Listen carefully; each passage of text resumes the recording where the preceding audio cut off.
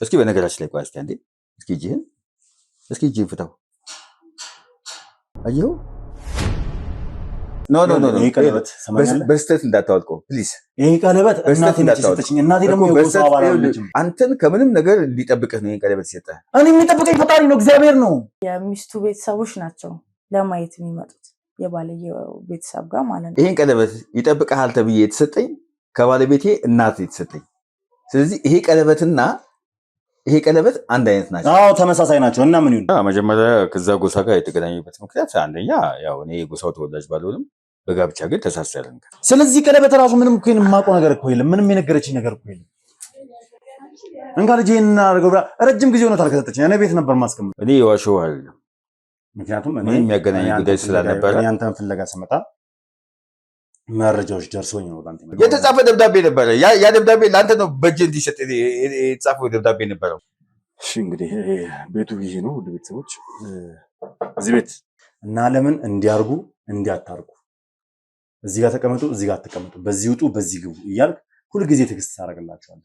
እንኳን ለፋሲካ በዓል በሰላም አደረሳችሁ ያልን ድርጅታችን በዓልን ምክንያት በማድረግ በአንድ ካሬ ላይ የ19 ብር ቅናሽ በማድረግ ለ25 ቤቶች ብቻ እድሉን አመቻችተን እነሆ እያልን ነው። ምን ይሄ ብቻ እንዳከፋፈለውም እስከ 35% የሚደርስ ልዩ ቅናሽም አዘጋጅተናል። በተጨማሪም በ10% ቅድመ ክፍያና በ60% የባንክ አማራጭም አቅርበንልዎታል። ልብ ይበሉ፣ ይህን ቻናል ማለትም የንስር አይንን ጠቅሰው ለሚመጡ ደንበኞች ልዩ ቅናሽም አዘጋጅተናል። ለበለጠ መረጃ ታች ላይ በምናስቀምጠው ስልክ ሃሎ ይበሉን። ዲኤምሲ ሪል ስቴት እና ራሱ አባቴ ነው። እኔ እንደሚያዣ አድርጎ ያሳደገኝ ራሱ አንዳርጌ ነው የነገረህ። አዎ ባንደበቱ አንዳርጌ ነው። ምን ያጠራጥር ነገር የለም። አንዳርጌ ነው። በጣም ትገርማለህ አንተ፣ በጣም ትገርማለህ። ምክንያቱም ወርቁ በህይወት እንዳለ የሚያውቁ ሰዎች አንዳንተ ሌላ እህተ በደንብ ታውቃላችሁ። በቃ ሌላ ምን አለ ታዲያ? እንደሚያዘካፍቱ ሰው ወርቁ ሌሊት ላይ በጄሪካን እንትን ምን እንደሆነ አላውቅም፣ በጄሪካን ግን ሌሊት ላይ ይዞ ነበረ አልከን። ለኔ ብለኛል እንደዚህ ብለ አንተን ያሳደገክ ሚያጂ አለው። ገባ? ወርቁ የትም እንዳይሄድ እስካሁን ድረስ የለም። ሌላ እኔ የማላውቀው ነገር አንተም ታውቀዋለህ። አንተ ታውቃለህ። ምኑን ነው ማለት? ብዙ ቤተሰብ ውስጥ የነበረውን ነገር ብዙ ነገር ታውቃለህ። ብዙ ነገርንም ትነግረን ነበር። ነገር ግን መጨረሻ ላይ ገሉኛል። መጨረሻ ላይ እሱ ሲሞት እኔንም ገሉኝ። ሞቱ እኔንም ገሉኛል። ይሄን አታውቅም አንተ? አንዳርጌ እኔን እንደመያዣ ይዘኝ ሰጠ። እንደመያዣ ነው በቃ። አሁን ሁሉ ነገር ግልጽ ሲሆን የመጣው ይሄ ነው ታሪኩ። ወንድሜ በህይወት የለም እንጂ ማለት ነው። ከዛ በኋላ እኮ ተቃርናችሁ ነበረ፣ በጥል ሁሉ ነበረ እኮ። ከዛ በኋላ እኮ ተቃርናችሁ ነበረ። እኔ ይሄን ነገር ያውቃል፣ ነግሬዋለሁ።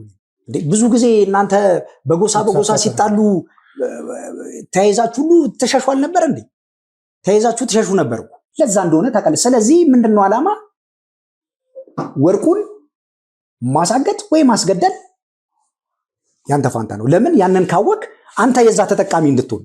መኝታ ቤት ውስጥ ተደብቆ እዚህ አዎ አይደለም። እሺ ቆይ እኮ ገረመው ነው የሚያውቀው ብለኛለች። እኔም ደግሞ ገረመውን ፍለጋ ክፍለ ሀገር እንደሄድኩ እንደነበረ አውርተናል። እየተደዋወልን እየተነጋገርን እየተጻጻፍን ነበረ። እኔ አንተን ፍለጋ እዛ ክፍለ ሀገር ስሄድ አንተ እዚህ መሆን ቤተሰባቸውን ዘመዶቻቸውን እንኳን የማያውቁ ያው እርስ በርስ መቼም ትጠያየቃላችሁ። ያላችሁት እርስ በርስ ገንዘብ ያላችሁ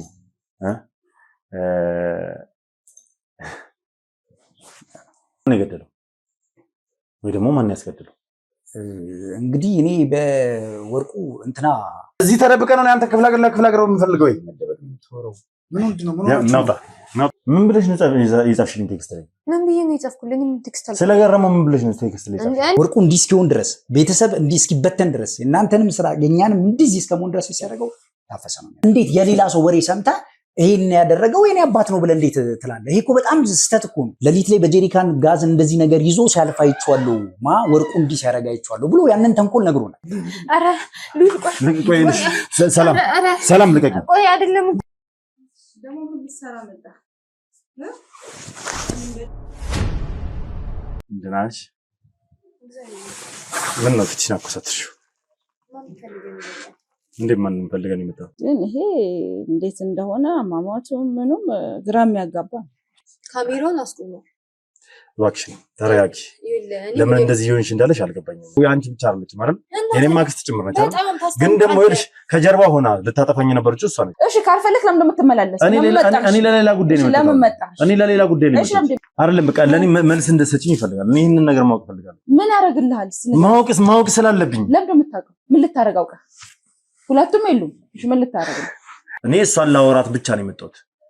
መጠየቅ የምፈልገው ነገር አለ። እሷን አሁን ስለአሁን አይደለም መጠየቅ የምፈልገው።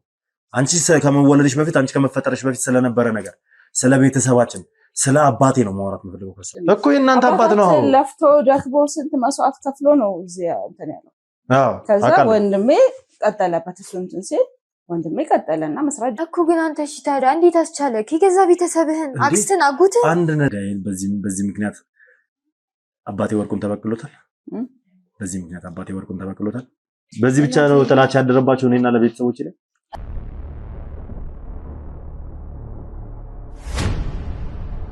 ሰላም የተወደዳችሁና የተከበራችሁ ውድ ቤተሰቦች እንደምናላችሁ፣ እንደምንቆያችሁ፣ እንደምንከረማችሁ በያላችሁ በሰላም እግዚአብሔር እንግዲህ ከሁላችሁም ጋር ይሁን እያልኩ እነሆ ዛሬ መጥቻለሁ። እንግዲህ ውድ ቤተሰቦች ከጉዞ መልስ እንግዲህ አንድ ውጤት ላይ ደርሰን ነበር። ማለትም ከዚህ ቀደም እንደተመለከታችኋቸው እነዛን ሁለት ተደብቀው የነበሩትን አለምና በረከትን እንግዲህ የሚደግፋቸው ሰው፣ ገንዘብ የሚልክላቸው ሰው፣ እንዲሁም ደግሞ ቴክስት የሚያደርግላቸው ሰው እንደነበረ ሁላችሁም ሰምታችሁ ነበረ። ውድ ቤተሰቦች ማን ነው ይሄ ሰው? ማን ነው ቴክስት የሚያደርግላቸው? ማን ነው ይሄንን አድርጉ ይሄንን አታድርጉ እያለ የሚመራቸው? ማን ነው ገንዘብስ የሚልክላቸው የሚለውን ነገር እንግዲህ ለማጣራት ተሞከረ ነበር። ስለዚህ እኔ እስከምመለስ ድረስ ባደረጉት ጥረት እንግዲህ እኔ ውድ ቤተሰቦች እኔ ከጀርባ ያሉ ሰዎቼ አድራሻውን ማንነቱን አግኝተዋል እና አሁን ቀጥታ ወደዛ እየሄድን ነው የምንገኘው። ኦልሬዲ እዛ አካባቢ ነው የምንገኘው። እስኪ እንሂድና ይሄ ሰው ማን ነው? ለምንድነው ከጀርባ ሆኖ እያገዛቸው የሚገኘው? ለምንድነው ገንዘብ የሚልክላቸው? ለምንድነው ይሄን አድርጉ ይሄን አታርጉ የሚላቸው? ለማንኛውም የትም ቦታ ሳትሄዱ እስከ ፕሮግራም ፍጻሜ ድረስ አብራችሁ ቆይታችሁ ይሄንን የዛሬውን ፕሮግራም እንድትከታተሉ ጋብዛችኋለሁ። አዲስ ሆናችሁ ካላችሁ ሰብስክራይብ እያደረጋችሁ ቤተሰብ መሆናችሁን አትርሱ። ሐሳብ አስተያየታችሁን ኮሜንት ላይ ጻፉልኝ። ቪዲዮን ደግሞ ላይክ እና ሼር እያደረጋችሁ ለብዙ ሰው እንድታደርሱልኝ እፈልጋለሁ። መልካም ቆይታ።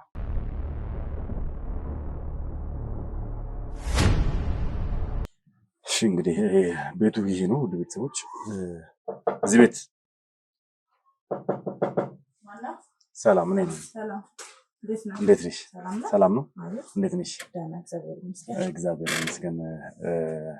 እንደው አንድ ሰው ፈልጌ ነበር እዚህ የመጣሁት። ማን ነው ፈልጌ የመጣሁት? ባለሳሳት ያው እንደተነገረኝ ማነው እኮ ካሜራ ለምንድን ነው ከኋላ ያለው? ይቅርታ ስለሷ አልነገርኩሽ እኮ። ምንድን ነው ካሜራ ያለው? መጀመሪያ ካሜራውን አስጠፋና ማንን የፈለግከው ሲጀመር? እሺ የፈለግኩት ዳንኤል የተባለው ካሜራ ምንድን ነው? ዳንኤል የሚባል የለም እዚህ። ምን ፈልገህ ነው? ካሜራውስ ምንድነው? እንደዚህ ያሉት ሰዎችስ ምንድነው? ከኋላ ያሉት ሰዎች እሺ ተረጋጊና ማለት ነው እንድትሰሚኝ ይፈልጋሉ። ካሜራው ያው ስራ እየሰራው ስለሆነ፣ ሌላው ደግሞ እኔ ልውል እባላለሁ፣ ጋዜጠኛ ነኝ። ለዛም ነው የመጣሁት። እዚህም ደግሞ ዳንኤል የሚባል ልጅ እንደሚኖር አውቃለሁ።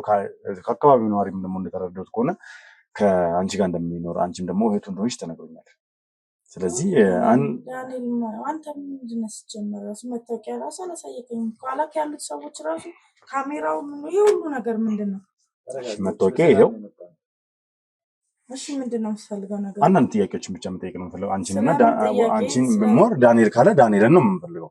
ከሌለ ግን ያው አንዳንድ ጥያቄዎችን ለመጠየቅ ነው። ዳንኤል የለም። ምንድን ነው የምጠይቀው? የምትፈልገው ነገር እዚሁ ጠይቀኝና መሄድ ትችላለህ። ያው ቆመን ማስገባት አልችልም። ያው እንደምትመለከቱት ከጀርባም ያሉት የህግ አካላቶች ናቸው። ሰጣ ገባ ውስጥ መግባት አይጠበቅብንም። እኛ ልንጨቃጨቅ አይደለም የመጣ ነው። ለመልካም ነው የመጣ ነው። ለሰላም ነው የመጣ ነው። ለምን እርግጠኛ ሆናለሁ? መታወቂያን አሳይቼሻለሁ አይደለ? ከጀርባም ያሉት ደግሞ የህግ አካላቶች ናቸው። እንዲሁም ደግሞ በሚዲያ ላይ የሚተላለፍ መረጃዎች ነው እያሰባሰብን ያለ ነውና ለጭቅጭቅ ሳይሆን ለሰላማዊ መንገድ ነው የመጣ ነው። እባክሽን ገብተን በአግባቡ ትንሽ ጥያቄዎች ብቻ ነው የምጠይቅሽ። የምታውቂው ነገር ከሆነ ትመልሽልኛለሽ፣ ካለበለዚያ ደግሞ ወንድምሽን እስኪመጣ ድረስ እንጠብቀዋለን። እሺ ግን ብዙ መቆየት የለበትም። ችግር የለም።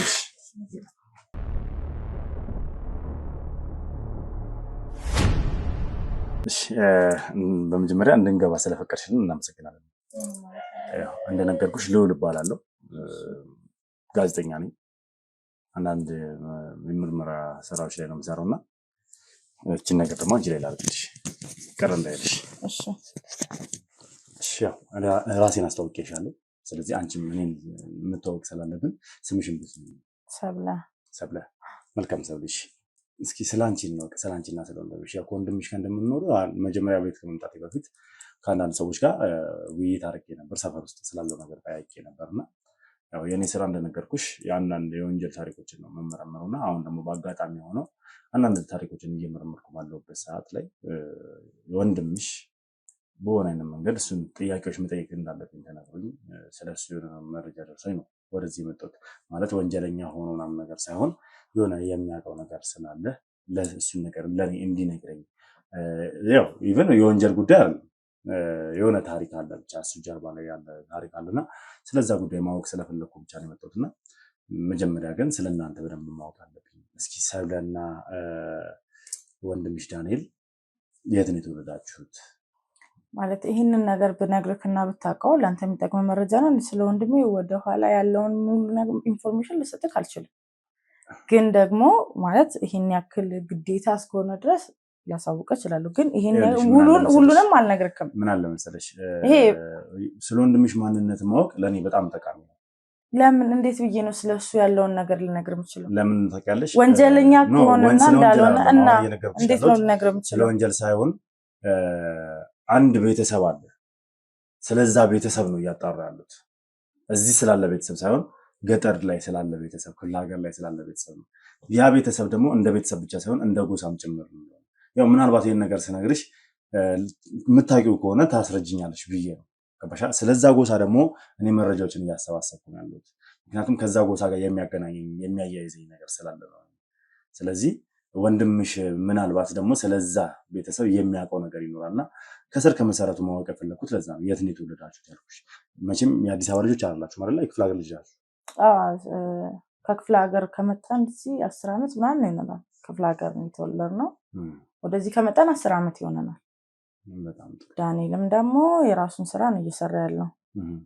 ከጎሳ ከምናምን የሚያገናኘው ነገር የለም።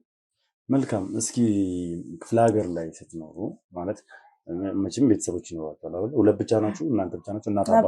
እናት ነበረችን፣ ቆይሽ ከሞተች እናታችን። እሷ ከሞተች በኋላ ነው ወደዚህ የመጣን ጠቅላላ። ኦኬ። ሌላ አባት ምናምን ሌላ ወንድም ተጨማሪ እህቶች ምናምን ነገር የላችሁ? የለንም። ኦኬ። እስኪ ምን ይመስል ነበር እስኪ አስተዳደጋችሁ? እዛ ሀገር ላይ ነው የነበራችሁበት ሀገር ላይ አስተዳደጋችሁ ምን ይመስል ነበር? ማንኛውም ልጅ እንደሚያድገው ነው ያደግነው። የተለየ አስተዳደግ የለን። ተመሳሳይ ህይወት ነው የነበረን። ከዛ ወደዚህ አዲስ አበባ ከመጣን በኋላ ነው ብዙ ነገሮች የተቀየረው እንጂ እዛ እያለን ምንም የተለየ ነገር የለም። ትማሩ ነበር እዛ? አዎ። ትምህርቱን ጨርሷል እሱ? አዎ ተምሯል። እስኪ ማለት ያው እንደነገርሽኝ ከሆነ እናታችሁ ከሞተች በኋላ ነው ወደዚህ የመጣችሁት። አባታችሁ እንደሌለም ጭምር ነገርሽና እናታችሁ ነች ያሳደገቻችሁ? አዎ አባታችንን ያው በልጅነት ነው ያጣነው። ብዙም እኔ አላውቀውም እንደውም አባታችንን። ከዛ በኋላ በቃ የዳንኤል ኃላፊነት ነበር ያለው ነገር። ማዘርም እያለች የዳንኤል ኃላፊነት ነበር። እሱ ነበር የሚያስተዳድረን፣ እሱ ነበር የሚሰራው የነበረው። ከዛ በኋላ እናታችን ስትሞት ነው እሱም ወደ ጋብቻ ሄደ ምናምን። እናታችን ስትሞት ወደዚህ ጠቀለለኝ፣ ወደ አዲስ አበባ እንደመጣ አደረገኝ እሱ። ከዛ በኋላ ነው እዚህ አንድ ላይ መኖር የጀመርነው። ኦኬ። እናታችሁ ምን እየሰራች ነበር የምታስተምራችሁ? በምን ነበር ጉሊት ምናምን ነበር የምትሰራው። እዛው ገጠር ውስጥ እዛ እንትን እህል ምናምን ስለነበሩ እሱን ትሸጥ ነበረ። እንደዛ ነበር የምታስተዳድረው። ኦኬ። ከዛ በኋላ ያው ወንድምሽ ኃላፊነት ወስዶ ወንድምሽ ነበር? እሱ ነበር ኃላፊነት ወስዶ ሙሉውን ኃላፊነት ወስዶ እናቴንም የሚጦራት የነበረው እኔንም የሚያስተምረኝ የነበረው እሱ ነበር። ኦኬ። በጣም ጥሩ። እስኪ ማለት እናታችሁ ከመሞቷ በፊት ነው ትዳር ውስጥ የገባው እናትሽ ወይስ እናታችን እያለች ነው እሱ ያገባው? እና ያው በትዳሩ ሲጀምር እናቴ ደስተኛ አልነበረችም። ለምን? ይሄ እንደኛ ሴት ልጅ ጋር ሽምግልና ተልኮ ምናምን እንደምናገባው አይነት አይደለም የነበረው። በሱ ፈቃደኛ አልነበረችም። መጀመሪያ ላይ አልተስማማችም። የእሷ ቤተሰቦች መጥተው እዛ ጋር እነሱ አይተው ያለውን ነገር አጣርተው ነው ወደ ትዳር እንትን ያሉት። እና እናቴ ማለት ምን ማለት ነው የእሷ ቤተሰቦች ማለት እንዴት ነው አንተ የምትወዳት ጋር ሽምግልና ሊላክ ሲል ያንተ ቤተሰቦች ሽማግሌ ልከው ነው አይደለ? ሚስት ቤት ግን እንደዛ አልነበረም። ያ የሚስቱ ቤተሰቦች ናቸው ለማየት የሚመጡት የባልየው ቤተሰብ ጋር ማለት ነው። እና እንደዛ መተው አይተው ያለውን ነገር ምን እንደሚሆኑ ያላቸውን ካፒታል ምናምን አይተው ከዛ በኋላ ነው ለትዳር እንትን የሚሉት።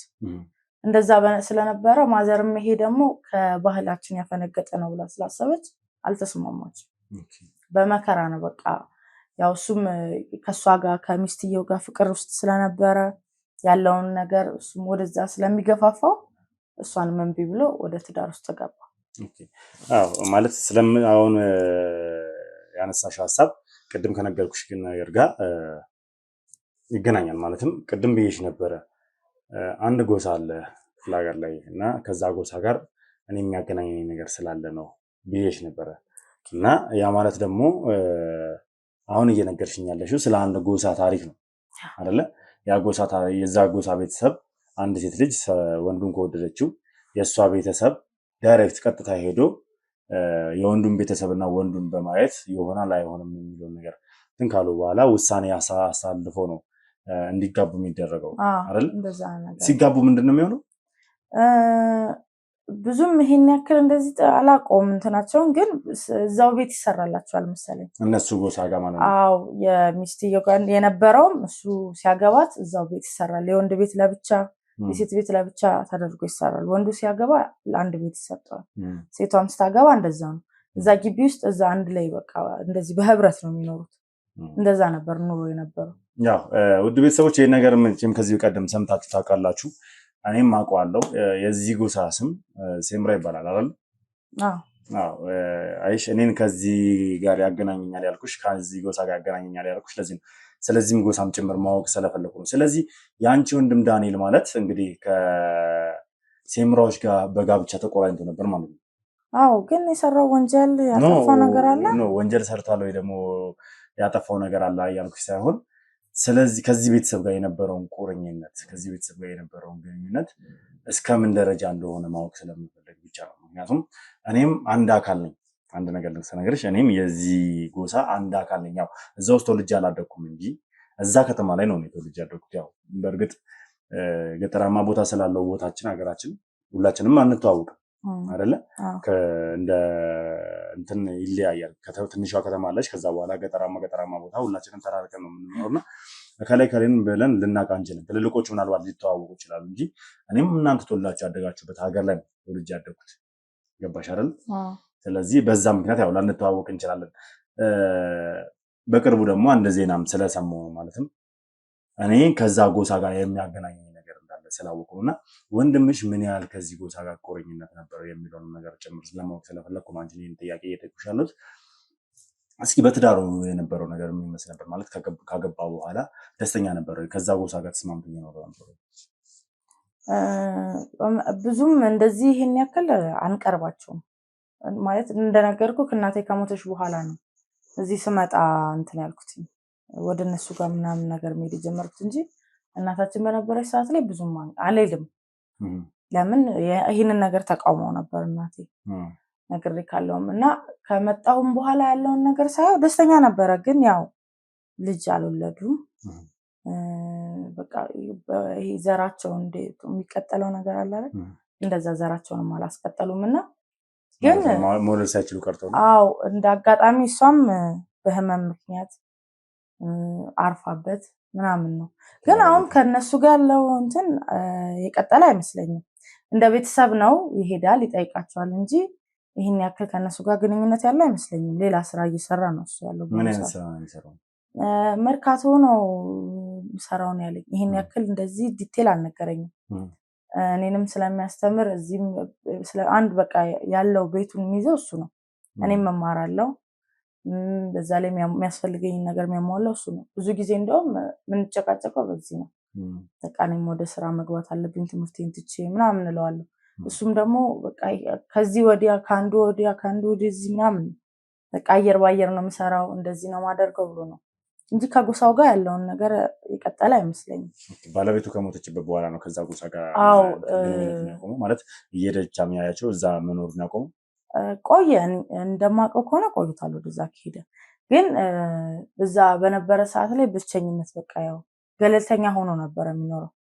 ከዛ ነው የወጣው። ወጥቶ በቃ ይኸው 10 ዓመታችን ይሆናል ይህንን ቤት መኖር ከጀመረ። በቃ መርካቶ አየር ባየር ስራ ነው የምሰራው ነው የሚለኝ። እንደዚህ ስለ ስራው ራሱ ነግሮኝ አያውቅም። መልካም ተለቀበሉ ጥሩ መረጃ ነው የነገርሽኝ። ውድ ቤተሰቦች ያው ይሄ ነገር ለኛ ትልቅ ነገር ነው። ቅድም መግቢያ ላይ እንደነገርኳችሁ እኛ ዳንኤልን ፍለጋ ስንመጣ ከዛ ቤተሰብ ጋር የሚያገናኘው ነገር እንዳለ ምን ሊያገናኘው ይችላል፣ በምን አማካኝነት ያንን እነዛ ነገሮች ሊያደርግ ይችላል፣ እንዴት ሊደግፋቸው ይችላል የሚለውን ነገር ለማወቅ ነበር የመጣ ነው። እንግዲህ ከእህቱ አይ ቲንክ ሰብለ አይደለሽ? ከሰብለ እንደተረዳ ነው ደግሞ ዳንኤል ከዛ ጎሳ ጋር ከዛ ቤተሰብ ጋር የተቆራኘው በጋብቻ በትዳር እንደሆነ እንግዲህ ምላሻችንን አግኝተናል ማለት ነው። እንደው ምናልባት እስኪ ጠርተሽልን እሱን መጠየቅ ደግሞ የምንፈልጋቸው ሌላ ተጨማሪ ጥያቄዎች አሉና ማለት አንዳንድ ነገሮች እየተከሰቱ ያሉት በዛ ጎሳ ውስጥና ስለዛ ነገር የሚያውቃቸው ነገሮች አሉ። እንዲሁም ደግሞ ስለኔም ጭምር ምናልባት ሊያውቅ ይችላልና አንዳንድ ነገሮች መጠየቅ ስለምፈልግ ብትደውይለትና እንዲመጣ ብታረጊ። ስራ ላይ ከሆነ ግን ላይመጣልኝ ይችላል። አዎ ግን ወሳኝ ጉዳይ እንዳለና አስቸኳይ እንደሆነ እንዲመጣ ብታረጊ። ያው የቀድሞ ስልኩ ነበረኝ በነገራችን ላይ አግኝቼው ነበረ። ነገር ግን እሱን እንደዘጋው ስላወቅኩ ነው። ስለዚህ ያው እናንተም ትገናኙበት ስልክ አለ። በተቻለሽ መጠን ተባበሪ እኛ ነው። ምክንያቱም ለሱም መልካም ነው። እሱ ላይም ያው ከዚህ ጎሳ ጋር የተገናኘ ሰው በተክላላ በጣም አደጋ ላይ እየወደቀ ያለበት ሁኔታ ላይ ነው በአሁኑ ሰዓት ላይ ማለት ነው። ምክንያቱም ምናልባት የምታውቂ ከሆነ የሴምራ ጎሳ ከሌላ ጎሳ ጋር ጸብ እንዳላቸው ህይወት እስከ መጠፋፋት ድረስ የደረሱ ጎሳዎች ስለሆኑ እሱ ላይም ወደፊት አደጋ መምጣት ስለማይቀር ከአሁኑ ነገሮችን ጋፕ ለማድረግ ነገሮችን ለመፍታት እኛ የተቻለን ነገር እያደረገን ስለሆነ ከእሱ ጋር ማውራት ያለብኝ ነገሮች ስላሉ እባክሽ ደውይለትና አስቸኳይ ጉዳይ እንደሆነ መምጣት እንዳለበት ብቻ እንድትነግረኝ እንፈልጋለን። እሺ ካልከኝ እደውልለታለሁ። መልካም። እሺ እንግዲህ ውድ ቤተሰቦች ያው ዳንኤልን እንጠብቀውና ይደወልለትና የቻልነውን ነገር ማለት እሱ ጋር ብዙ ኢንፎርሜሽኖች አሉ፣ ብዙ የምናገኛቸው መረጃዎች አሉ። ምክንያቱም እንደሰማነው እንዳየነውም ልጆቹ ቴክስት ላይ የምናገኘው ዳንኤል ነበር እንዲጠነቀቁ የሚያደርጋቸው፣ ዳንኤል ነበር የሚመክራቸው፣ ዳንኤል ነው እየረዳቸው ያለውና ያ ማለት ከመሬት ተነስቶ እንዲህ ሊያደርግ አይችልም። ምክንያቱም አሁንም ድረስ የሚያውቀው ወይም ደግሞ አሁንም ድረስ ትልልቅ ቦታ ላይ የገዛ ጎሳ አባላቶች ትልልቅ ቦታ ያሉ ሰዎች የሆነ ቦታ ተደብቀው እንዳሉ ይሰማኛል። ምክንያቱም እንደተናገረችው እሷ የጎሳው ልጅ ባል ነው ወንድሟ እንጂ የጎሳው እንኳን ተወላጅ አይደለም ዳንኤል። ነገር ግን እያደረገ ያለው ነገር ደግሞ ልክ የዛ ጎሳ አባል የዛ ጎሳ ቤተሰብ እንደሆነ ሁላ ነው እያሰባለሁ። ይሁን ባለቤቱ ራሱ እንደሞተችበት ሁላ ሰምተናል። ነገር ግን እሷ ባለቤቴን አጥቻለሁ ብሎ ልጅ ከነሱ የለኝም ብሎ አልሸሸም፣ ከነሱ ጎን ነው ስቲል እስካሁን ድረስ ያለው። በምን ታምር ማለት እንዴት ነው እንደዚህ ሊሆን የቻለው? ከእሱ አንደበት የምንሰማው ይሆናል ማለት ነው። የትም ቦታ ሳትሄዱ እስከ ፕሮግራም ፍጻሜ ድረስ አብራችሁ ቆይታችሁ እንድትከታተሉኝ አሁንም ጋብዛችኋለሁ። መልካም ቆይታ።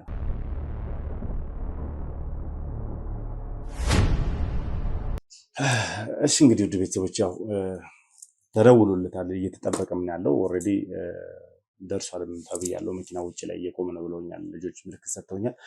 ያው የእሱ መኪና ሳይሆን አይቀርም። ስለዚህ አሁን ሰላም ምንም በቃ አስቸኳይ እንፈልጋለን ስላሉ ደውዬልክ ነው። ሰላም ዳንኤል፣ አላውቅም ያለውን ነገር ከነሱ ጋር እኔ ደህና ነኝ፣ ሰላም ነኝ።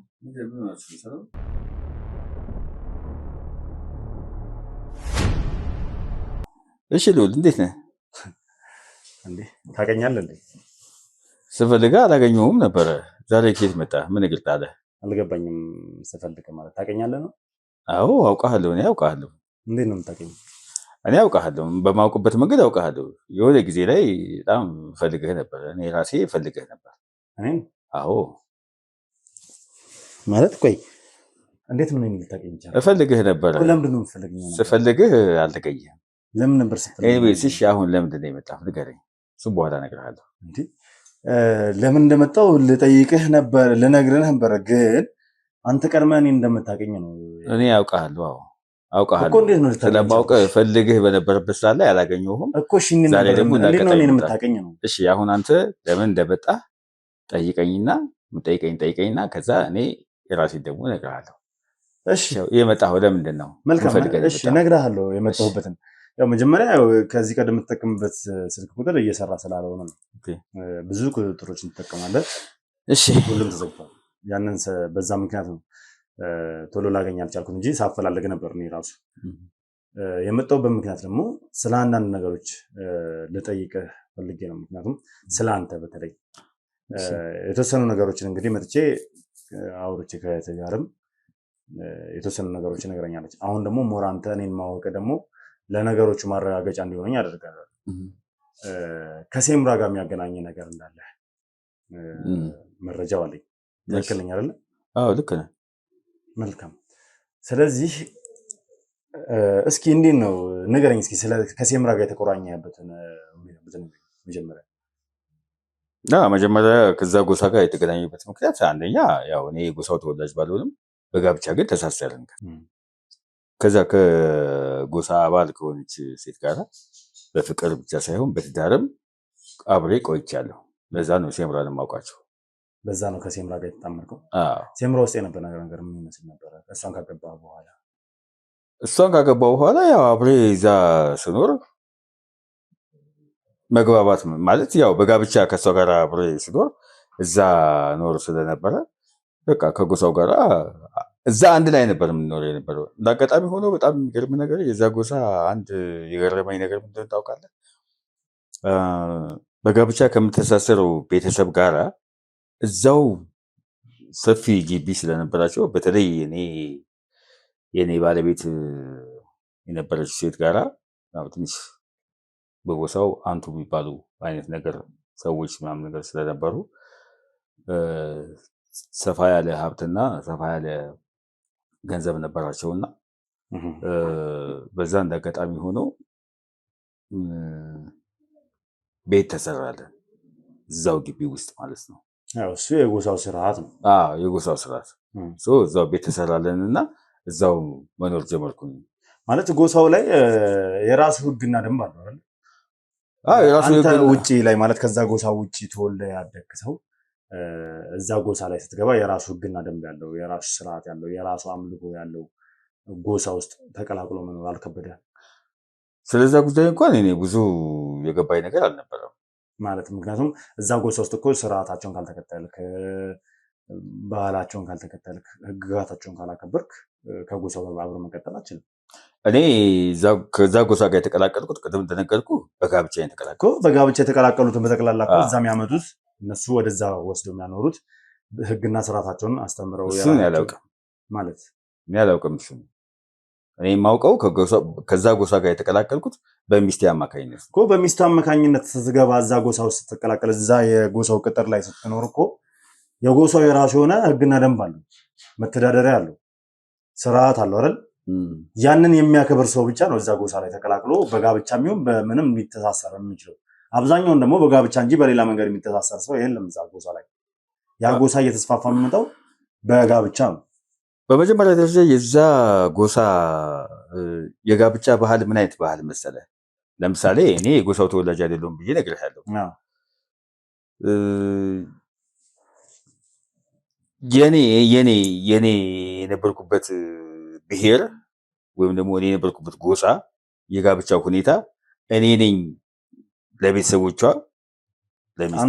አንተ ኖርማል ኢትዮጵያ ውስጥ ያለው ወንዱ እንደዛ ነው የሆነው። የዛ ጎሳ ደግሞ የዛ ጎሳ ህግ እኔና እሷ በምንግባባበት መንገድ ተግባባል፣ በአጋጣሚዎች ማለት ነው። ስንግባባ በቃ እንደወደደችኝ እንደተዋደድን ምናምን ነገር ሁለታችን ስንነጋገር መጋባት እንዳለብን ስንወስን ይሄን ነገር እሷ ለቤተሰቦቿ ነግራ እሷ ነች ወደ እኔ ቤተሰብ እንደማንኛው እንደሌላው ኢትዮጵያዊ ባህል ጋብቻ እንትን ምንድነው ይሄ ሽማግሌ እንደሚላኩ አይነት ነገር አለ አይደለ?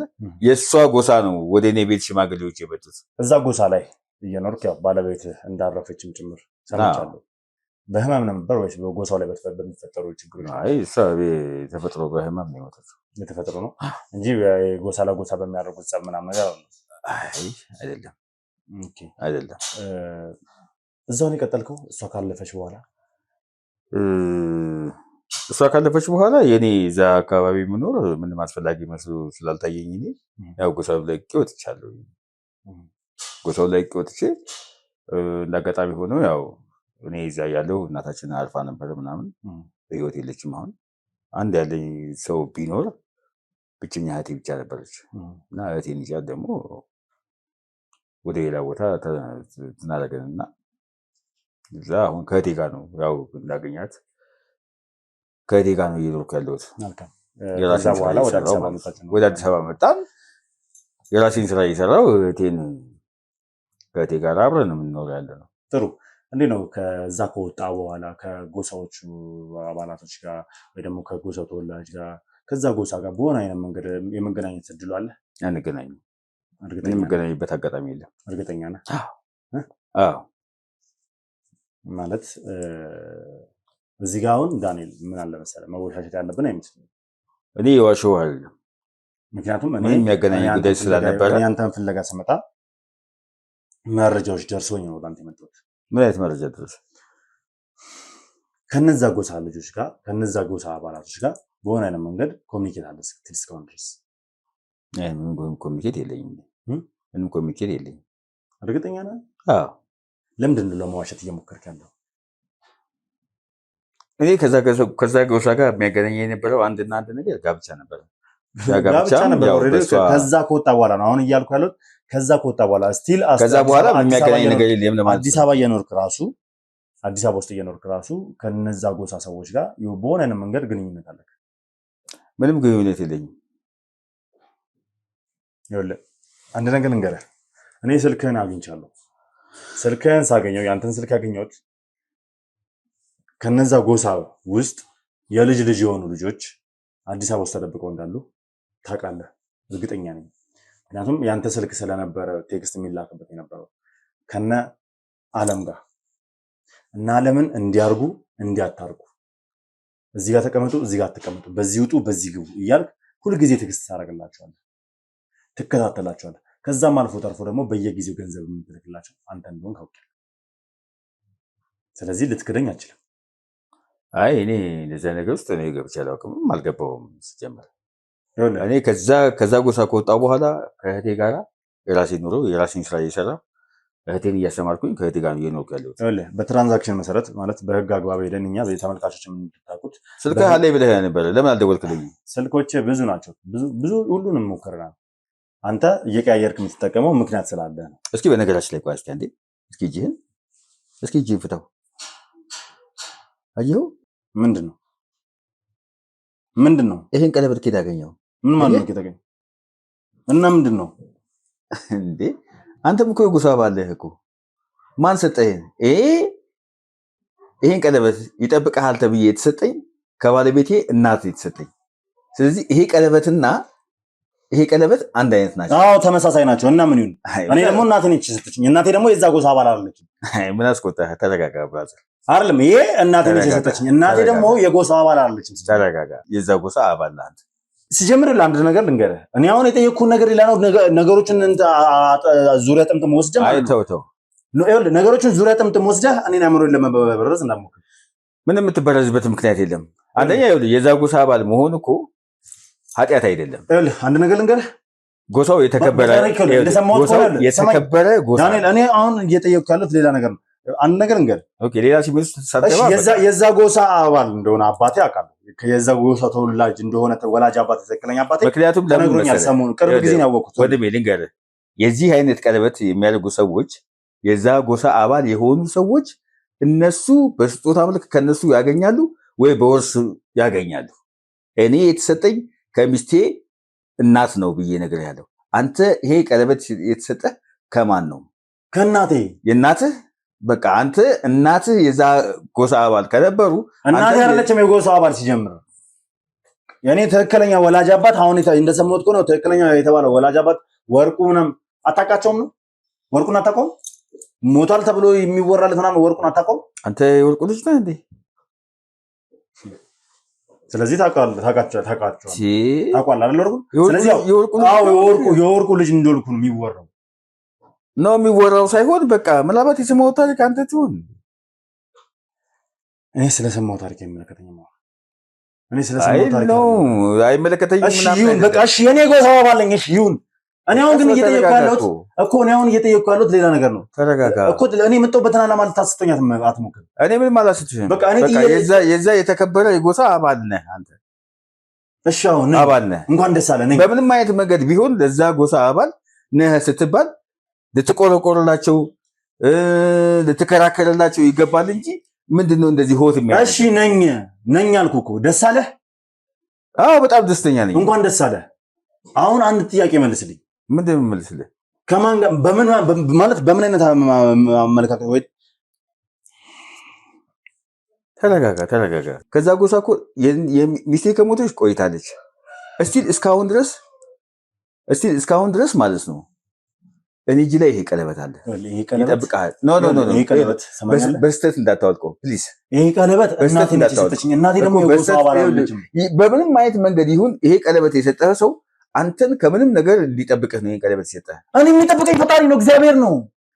ይሄ ቀለበት አይጠብቀኝም። ምን ከሱ በታች እዚህ ምድር ላይ ከምንም ነገር ይጠብቅሃል። ስለዚህ በምንም አይነት ነገር ውስጥ ብትሆን በየትኛውም ስሜት ውስጥ እንኳን ብትሆን ይሄን ቀለበት ፕሊዝ እንዳታወጣው። ይኸው እኔ እስቲል እስካሁን ድረስ እጄ ላይ ያለ ከ10 ዓመት በላይ እጄ ላይ ያለ። ስለዚህ ይሄ የተከበረ ቀለበት ነው፣ የተከበረ ሰው ነው የሰጠህ። ስለዚህ ይሄን ቀለበት ከእጅ እንዳታወጣ እባክህ። ራስን አረጋጋና ወደሚቀጥሉ ጥያቄ መሄድ ትችላለህ። መጠየቅ ያለብህ ነገር መጀመሪያ ራስን አረጋጋ። አሁንም ከእናቴ ጋር እንድንነካካ ነው የዛ ጎሳ አባል ስለሆንክ ምንም የሚጎዳህ ነገር የለም። ትጠቀማለህ እንጂ አትጎዳም። እኔ በመንፈስ አላምንም ነው። እኔ በእግዚአብሔር ነው ማምነው። እግዚአብሔርን ታውቀዋለህ እንዴ? እያየነው ነው እንዴ ምናምነው? እያየነው እኮ አይደለም እግዚአብሔርን እያመን ያለ ስለማየት ስላለማየት አይደለም። በቃ እንደዛ አስበው። እኔ በዛ ጎሳ መንፈስ አላምንም። የዚህን ጎሳ መንፈስ ልክ እንደዛ ብለህ አስበው። ሳይመለከተኝ የእናንተ አመለካከት ነው። ሳታየው ነው የምታምነው። እሱ የእናንተ አመለካከት ነው። በቃ ተረጋጋ። ለማንኛውም ተረጋጋ፣ ራስን አረጋጋና ምናልባት ይሄ ቀለበት ስለጠበቀህ እኮ ነው እያንዳንዱ ነገርህን እኮ እንትን ያደረገህ። ምናልባት ለአንተ ላይታይ ይችላል እንጂ በቃ በተወሰነ መንገድ በራሴ ስራ የሆነ ሰክሰስ ነኝ ምናምን ነገር ብለህ እያሰብክ ከሆነ የዚህ ቀለበት ውጤት አይደለም፣ የፈጣሪ ውጤት ነው። እሺ ይሁንልህ። ግን አሁን እናቴን ሳላወራት ይሄን ቀለበት አውጥቼ እንድሰብረው አታድርግ። ግን እንዳታወጣው ስለ ቀለበቱ አታወራ። ችግር የለውም። ስለ ቀለበቱ አታወራ። እኔም የዛ ጎሳ አባል ሳልሆን ይሄ ቀለበት ከ10 ዓመት በላይ እጄ ላይ ያለ። ስለ ቀለበቱ ተው፣ በቃ እርሳው። ስለ ቀለበቱ ተው። እሺ ራስህን አረጋጋ። የምጠይቀውን ጥያቄ ጠይቅ። እነዛን ልጆች የተደበቁትን ልጆች እየረዳሃቸው ያለው አንተን አይደለ? የትኞቹ? የጎሳውን አባል ልጆች በገንዘብም እየረዳሃቸው ያለ። እኔ እየረዳሁት ያለው ሰው የለም። እየረዳሁት ያለው ሰው አንድና እህቴ ብቻ ነው። በህጋዊ መንገድኛ እህቴ ብቻ ነው እየረዳ ያለሁት። ወንድሜ ለማተረዳ ይሄን ሰውዬ የሆነ ነገር በሉት። ማን ነው ምንድነው? ትሰማኛለህ? እኔ ከአቅሜ በላይ ከዚህ በኋላ ጫና አድርገብኛል። አዎሽ በአሁን ሰዓት ላይ ልረጋጋ አልችልም። በዚህ ስለዚህ ቀለበት አንስተህ እንዳልረጋጋ ነው ያደረከኝ። ግን አንድ ነገር ልንገርህ፣ ያየሁትን እኮ ነው የምነግርህ። አንድ ነገር ልንገርህ፣ እንዳትረጋጋ ሳይሆን ያየሁትን የምፈልገውን ብቻ መልስልኝ። እሺ አባል ነኝ አይደለ? የጎሳው አባል ነህ። ከኔ የበለጠ ነው መቆርቆር ካለብህ አንተ እንድቆረቆር። ምክንያቱም በደም ነው የምትገናኘው አንተ። አሁንም እየለፋ ያለሁት አንደኛ ወርቁን በደም ነው የምትገናኘው አንተ። የእናትህ ስጦታ ከሆነ ይሄን ቀለበት አንተ ነህ ከኔ በላይ ልትቆረቆር የሚገባ። መቆርቆር ካለብህ እንኳን እኔ ከዛ ጎሳ ጋር የምገናኘው በጋብቻ ብቻ ነው። በደም የሚያሳስረኝ ነገር የለም። አንተ በደም የተሳሰረ የጎሳው አባል ነህ። እኔ በደም ተሳስሬያለሁ። በቃ ስለዚህ ምንድነው ስሜት ይስገባው? ስለዚህ ይኸውልህ እኔም ለጎሳው እየተቆረቆርኩ ነው በአሁኑ ሰዓት። በቃ በቆርቆር ካለብህ ከስሜት ውጣና ተቆርቆር። በቃ እኔ ስጠይቀኝ አግባብ ባለው ሁኔታ በስነ ስርዓት ነው መጠየቅ ያለብህ። እንደዛ ነው የሚሆነው። እኔ እየረዳሁ ያለው በዚህ ሰዓት አንድ እህቴን ብቻ ነው። በቃ አንድ ነገር ልንገርህ። ንገረኝ። በጎሳው አባል ወርቁ ሞቷል ተቀብሯል ተባለ። ታውቃለህ አይደል? አዎ ወርቁ የረጅም ዓመት ታሪክ እንደሆነ ታውቃለህ። ረጅም ዓመት እኔ የኔን እድሜ ልክ ነው ወርቁ እንደሞተ የሚታሰበው እኔ በተወለድኩበት ጊዜ ማለት ነው። አዎ ያ ማለት ሁላችሁም ወርቁ እንደሞተ ታውቃላችሁ። እኔ አሁን ወርቁ በህይወት እንዳለ ብነግርህ ምን ትለኛለህ? አዎ ምንድነው? ወርቁ በህይወት አለ ማለት አንተ ታውቃለህ? በህይወት እንዳለ? አዎ በህይወት አለ አውቃለሁ። ይሁላ ሞቷል ተብሎ ባዞ ሰዓት ነው በሚሆን ነገር ተቀብሮ ወርቁ በህይወት እንዳለ ታውቃለህ? ይኸውልህ የወርቁን በህይወት መኖር የምታውቀው አያትህ ብቻ ነች። ማለት አያትህ የወርቁን በህይወት መኖር የዛሬ 6 ወር ምናምን አካባቢ ከ6 ወር ወደዚህ ነው በወሬ ደረጃ እንኳን እኔ ራስ እንኳን እየሰማሁት ማለት ነው። ገብቶሃል? ስለዚህ ወርቁ አልሞተም እና የወርቁ እናትም አለች እያልከኝ? አዎ አለች። እሷ አለች የዛሬ 6 ወር በወሬ ደረጃ ለእኔ ስትናገር የሰማሁት ማለት። ቆይ የት ነው ያለችው? አለች። ምን ያደርግልሃል ማለት ቆይ ምንድነው? ምን ያደርግልሃል ማለት? እንኳን ለፋሲካ በዓል በሰላም አደረሳችሁ እያልን ድርጅታችን በዓልን ምክንያት በማድረግ በአንድ ካሬ ላይ የ19 ብር ቅናሽ በማድረግ ለ25 ቤቶች ብቻ እድሉን አመቻችተን እነሆ እያልን ነው። ምን ይሄ ብቻ እንዳከፋፈለውም እስከ 35% የሚደርስ ልዩ ቅናሽም አዘጋጅተናል። በተጨማሪም በ10% ቅድመ ክፍያና በ60% የባንክ አማራጭም አቅርበንልዎታል። ልብ ይበሉ፣ ይህን ቻናል ማለትም የንስር አይንን ጠቅሰው ለሚመጡ ደንበኞች ልዩ ቅናሽም አዘጋጅተናል። ለበለጠ መረጃ ታስሌ በምናስቀምጠው ስልክ ሃሎ ይበሉን። ዲኤምሲ ሪል ስቴት። ምንም የሚጠቅምህ ነገር የለም። የሚጠቅምህ ነገር የለም። ይጠቅመኛል እኔ? አይ ምንም አይጠቅምህም። ምክንያቱም ብዙ የሚጠቅሙ ነገሮችን ነው እንዳይጠቅሙ ሆኖ የዛ ጎሳ አካል ነህ ብዬ ስለዚህ የዛ ጎሳ አካል ነህ የዛ ጎሳ ደም ነህ ብዬ ስልህ አይደለሁም ብለህ እየተከራከርክኝ ያለው ብዙ የሚጠቅሙ ነገሮችን ጥለህ ወጣህ። አሁን አይደል አንድ ነገር ልንገርህ፣ እኔ እነዚህን ሰዎች ማግኘት ፈልጋለሁ። አንተ በቃ አረጋግጠልኛል። እነዚህ ልጆች በገንዘብ ደረጃ እየረዳህ ያለኸው አንተ እንደሆንክ አሁን አረጋግጠልኛል። እኔ ማንንም አልረዳም። ምክንያቱም እንግዲህ ትልቋን ሴትዮ ማለት እኔ የምረዳው እህቴ ብቻ ነው።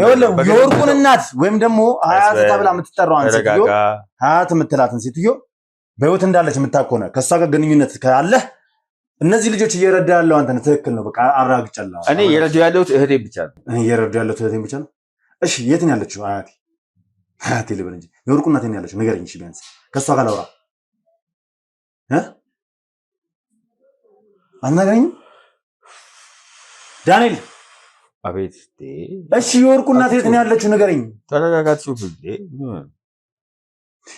ቆይ ምንም ማወቅ መብት የለኝም ነው? አትጮህብኛ። እየጮክ ነው ማለት እኮ። አይ የጎሳው አባል እንደሆንክ ካውቃል አይደለ? የጎሳው ደም እንዳለብኝ ያውቃል አይደለ? አዎ ይሄው ቀለበት ይናገራል እኮ። ስለዚህ የት ነው ያለችው አያቴ? ቢያንስ ለወቃት ቢያንስ አግኝቼ ላናግራት። ይኸውልህ አሁን ባለው ሁኔታ አሁን ባለው ስሜት ውስጥ እኔ ልነግርህ አልችልም። ቆይ ስታፈላልገኝ የነበረው ይሄን በህይወት መኖሯን ማወቅህ በራሱ እንትን ምንድነው? በህይወት መኖሯን ማወቁ በራሱ ለአንተ በጣም አሪፍ ነገር ነው። ገብቶሃል? ይሄ ነገር ልነግረኝ ነበር። ተረጋጋና ሳፈላልገህ ላገኝ አልቻልኩም ብለኛል አይደል? ምን ይሄን ልነግረኝ ነበር። እኔ ያለችበትን ቦታ እንዴ በጣም ብዙ ነገር ነበረ እንጂ ምን ሆነ ነው? የጎሳው አባል እኮ ነህ። ከኔ በላይ የጎሳው አባል ነህ እኮ። እሺ ንገረኝ። እንደዛ ከሆነ ነገር የምፈልገው የተጻፈ ደብዳቤ ነበረ። ያ ደብዳቤ ለአንተ ነው በእጅ እንዲሰጥ የተጻፈው ደብዳቤ ነበረ። ማን ነው የጻፈው ደብዳቤው? ማን ነው? የምን ደብዳቤ ነው? በቃ እሱን አሁን ይሄን ፍንጭ ከነገርኩህ ስለ ሁሉም ነገር ነገ እንጨዋታለን። አሁን በዚህ ባለህበት ስሜት ውስጥ ምንም አይነት ነገር ለነገር ፈቃደኛ አይደለም ከዚህ በኋላ። ቴንክ ዩ ዳንኤል። ጨርሻለሁ። ዳንኤል ጨርሻለሁ።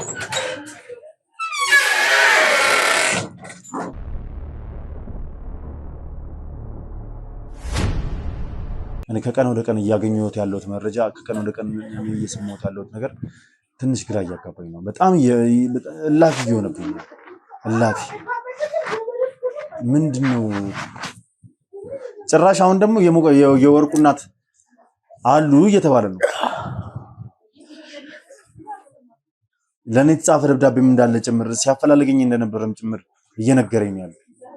ስለዚህ ቀለበት ራሱ ምንም እኮ የማውቀው ነገር እኮ የለም። ምንም የነገረችኝ ነገር እኮ የለም። እንካ ልጄ እናደርገው ብላ ረጅም ጊዜ ሆኖታል ከሰጠችኝ። እኔ ቤት ነበር ማስቀምጠው። ከዚህ ቀደም ማድረገውን ቀለበት ሁላችሁም ታስታውሳላችሁ። ኤልሳ በነበረችበት ሰዓት ያን ቀለበት ካወለኩት በኋላ ነው እጄ ባዶ ከሚሆን ብዬ ይሄን ቀለበት አንስቼ ያደረኩት እና የኤልሳን ቀለበት ካወለኩ በኋላ ነው ካስቀመጥኩበት አንስቼ ያደረኩት ይሄን ቀለበት። እናቴ ደግሞ ይሄን ቀለበት ስትሰጠኝ የእናቴ ስጦታ ብላ ነው የሰጠችኝ። ይሄ የእናቴ ስጦታ ነው ብላ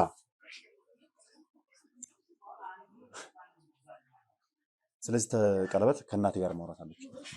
እናቴን መጠየቅ አለች። ነገሮች ከቀን በቀን እኔ ላይ እየተወሳሰቡ ግራ እያጋቡኝ የማይመስል ነገሮችን እየሰማሁ ያለው እኔም ለማወቅ የመጣሁት ነገር ሌላ ነው፣ ሰምቼ የሚሄደው ነገር ሌላ ነው።